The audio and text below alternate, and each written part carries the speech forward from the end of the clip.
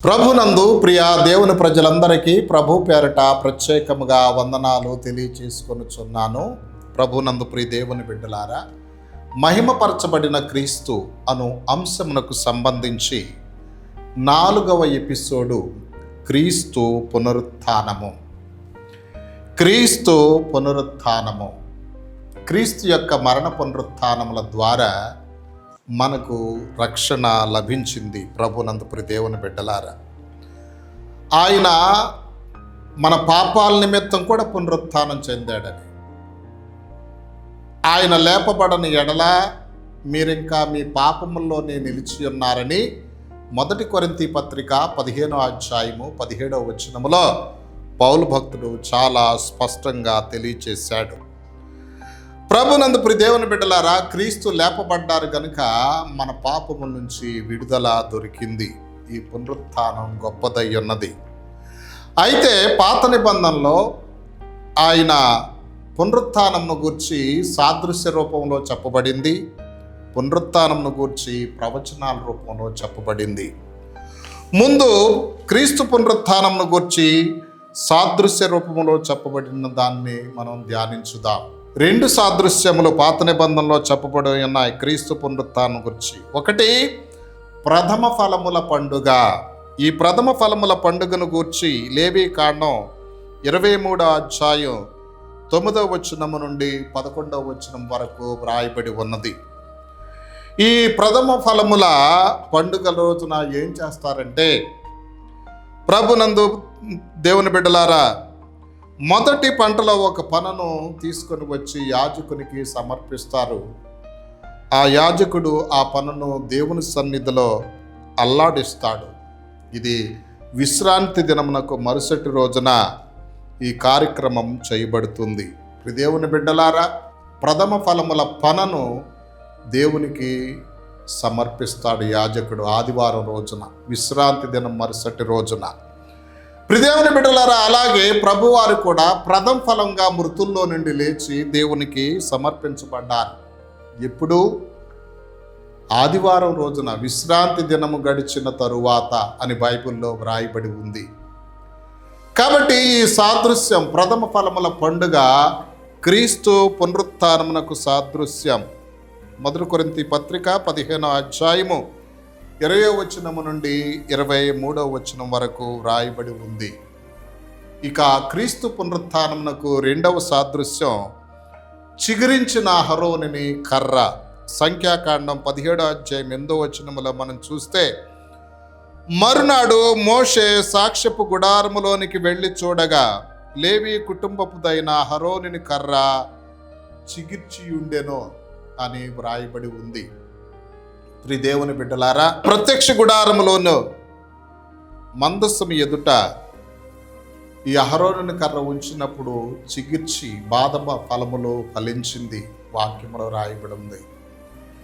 ఎండిపోయిన కర్ర చిగిర్చిన రీతిగా ఆయన శిలువలో మరణించి సమాధి చేయబడిన క్రీస్తు 3వ రోజున పునరుత్థానుడై తిరిగి లేచాడు. ప్రభునందు ప్రియ దేవుని బిడ్డలారా, ఎండిపోయిన కర్ర ఏ విధంగా జీవాన్ని పొందిందో అలాగే మరణించిన క్రీస్తు కూడా జీవాన్ని పొందాడు.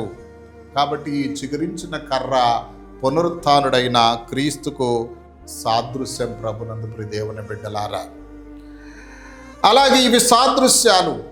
క్రీస్తు తిరిగి లేస్తాడని ప్రవచనాలు కూడా చెప్పబడ్డాయి పాత నిబంధనలో. పాత నిబంధనలో 2 సాదృశ్యాలు చూచాం. ప్రథమ ఫలముల పండుగ, చిగురించిన అహరోనుని కర్ర.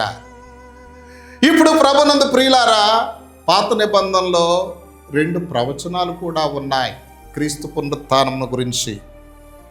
క్రీస్తుకు 1000 సంవత్సరాల క్రితమే దావీదు ప్రవక్త ద్వారా దేవుడు చెప్పించాడు.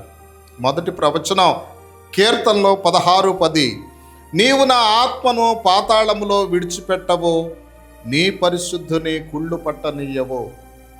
ఇది ప్రవచనం. ప్రభునందు ప్రియ దేవుని బిడ్డలారా, అలాగే 2వ ప్రవచనం కీర్తన 68:18, నీవు ఆరోహణమైతివి, పట్టబడిన వారిని చెరపట్టుకొని పోతివి. అంటే ఆయన ఆరోహణమవుతాడని క్రీస్తుకు 1000 సంవత్సరాలకు ముందే దావీదు ప్రవక్త ద్వారా చెప్పించాడు దేవుడు. అంటే ఆరోహణం అవుతాడంటే తిరిగి లేస్తేనే కదా ఆరోహణం అయ్యేది. కాబట్టి ఈ ప్రవచనం కూడా క్రీస్తు పునరుత్థానానికి సంబంధించినటువంటివే. కాబట్టి క్రీస్తు ఈ ప్రవచనాల ప్రకారం సమాధి నుంచి 3వ రోజున పునరుత్థానుడై తిరిగి లేచాడు. సమాధి నుంచి 3వ రోజున పునరుత్థానుడై తిరిగి లేచాడు. ఏమండి పాస్టర్ గారు, ఆయన 3వ రోజున పునరుత్థానుడై తిరిగి లేచాడు అంటానికి రుజువులు ఏమైనా ఉన్నాయా? ప్రియా దేవుని బిడ్డలారా, పునరుత్థాన ప్రత్యక్షతలు, ఖాళీ సమాధి, ఇవి రుజువులు. దేవుని బిడ్డలారా, మొట్టమొదటిది ఖాళీ సమాధి. మీరు కనుక యెరూషలేం వెళ్ళి చూస్తే ఆయన సమాధి ఇప్పటికీ తెరవబడి ఖాళీగా ఉంది. నేను 2018, 2019 2 పర్యాయాలు ఈ సమాధిని దర్శించి నేను ప్రార్థన చేసుకుని వచ్చిన the church of holy sepulchre అనే దేవాలయంలో ఈ ప్రభువారి యొక్క సమాధి ఉంది. ఇదే ఒరిజినల్ సమాధి, గార్డెన్ టూంబ్లోది ఒరిజినల్ సమాధి కాదు. ద చర్చ్ ఆఫ్ హోలీ సెపల్కర్లో ఉన్న సమాధే ఒరిజినల్ సమాధి. ఖాళీ సమాధి క్రీస్తు పునరుత్థానుడై తిరిగి లేచాడని చెప్పడానికి సాక్ష్యం.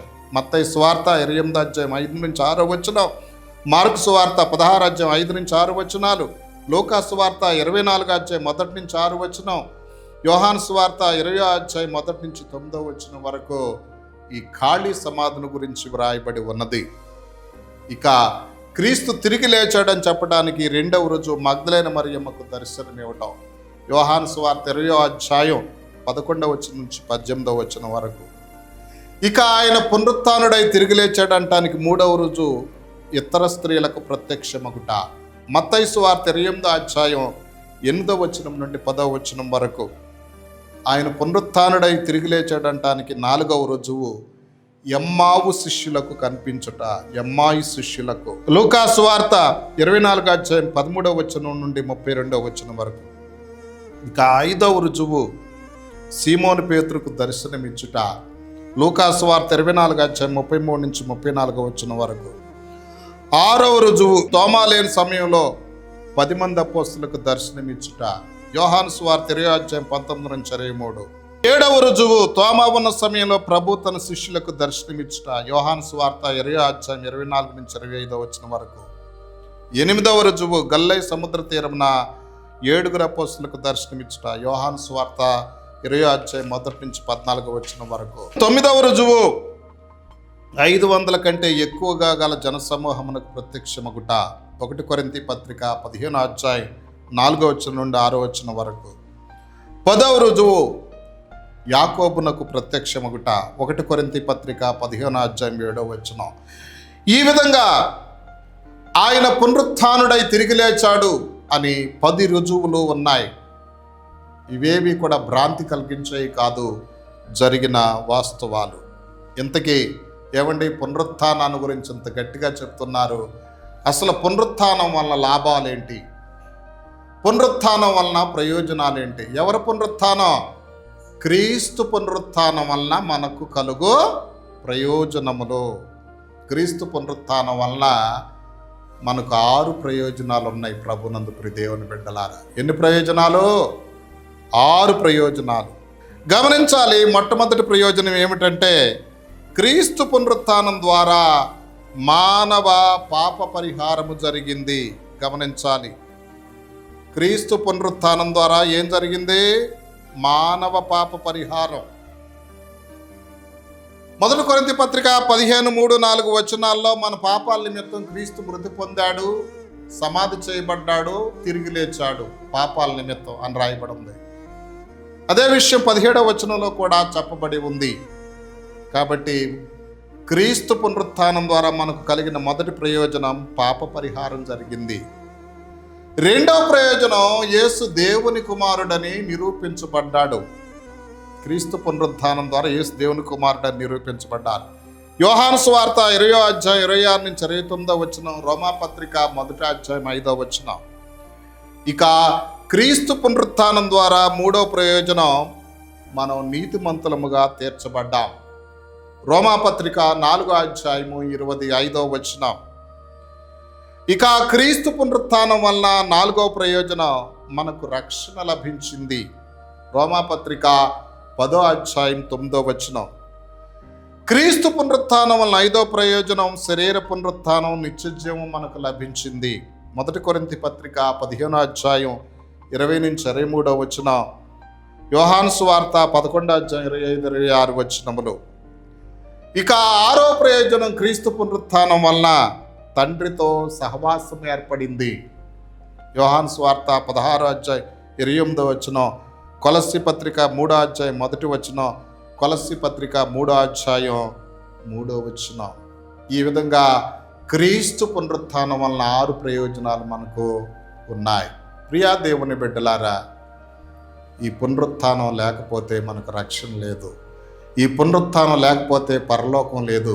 ఈ పునరుత్థానాన్ని నమ్మకపోతే మనకు నిత్య జీవం లేదు. అందుచేత పునరుత్థాన ప్రభువుని విశ్వసించి ఆయన కృపను పొందుకుందాం. తండ్రి, మీ వందనాలు, స్తోత్రాలు. మీ పునరుత్థానాన్ని నమ్మే భాగ్యం దయచేయి. మీ పునరుత్థానం ద్వారా కలుగు ప్రయోజనాల గురించి మేము ధ్యానించాం. ఈ ప్రయోజనాలన్నీ పొందుకునే కృప మాకు అనుగ్రహించండి ప్రభువా. ఈ యొక్క నాయన ఎపిసోడ్ను చూస్తున్న వారిని అందరినీ దీవించండి నాయన. మీ కృపలో వర్ధల చేయమని యేసు నామములో ప్రార్థించి స్తుతించి వేడుకొనుచున్నాము పరమ తండ్రి. ఆమేన్.